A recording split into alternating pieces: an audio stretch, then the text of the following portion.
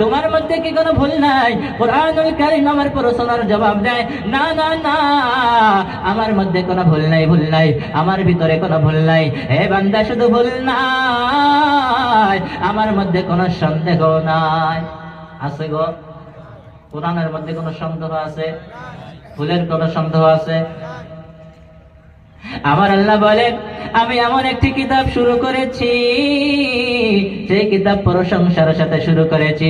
আর আমি আল্লাহ এমন একটি কিতাব নাজিল করেছি, যেই কিতাবের মধ্যে কোনো ভুল নাই, যেই কিতাবের মধ্যে কোনো সন্দেহ নাই। এই কিতাবকে যে অবলম্বন করবে মুত্তাকিদের জন্য, যারা আমি আল্লাহর উপরে ঈমান আনবে, যারা আমি আল্লাহর উপরে বিশ্বাস করবে, তাদের জন্য এই কিতাব হবে একটি হিদায়াতনামা। এই কোরআনের উপরে যারা বিশ্বাস করবে আর আল্লাহর উপরে বিশ্বাস করবে, এই কোরআন ওই মানুষের জন্য একটি হিদায়াতনামা হয়ে যাবে। আমার বন্ধুগণ, আবার যদি আমরা কালামুল্লাহ শরীফকে জিজ্ঞাসা করি, এ কোরআন, তোমার মধ্যে কোনো ভুল নাই, তোমার মধ্যে কোনো সন্দেহ নাই, এই কিতাব বলো বলো, এমন কিতাব তার মধ্যে কোনো ভুল নাই, যার মধ্যে কোনো সন্দেহ নাই। কে এই কিতাবে কে সৃষ্টি করলো? কে এই কিতাবকে বানাইলো? কে এই কিতাবকে লিখলো? কে এই কিতাবকে নাজিল করলো? আমরা যদি কোরআনুল কারীমকে প্রশ্ন করি, কোরআনুল কারীম নিজে আমার জবাব দিবে। কোরআনুল কারীম নিজে আমার প্রশ্নের জবাব দিবে।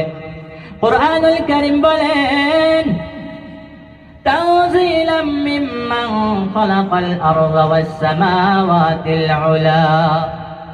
কুরআনুল কারীম বলেন, আমি এমন একটি কিতাব, আমি কার থেকে আসতে জানতে চাও?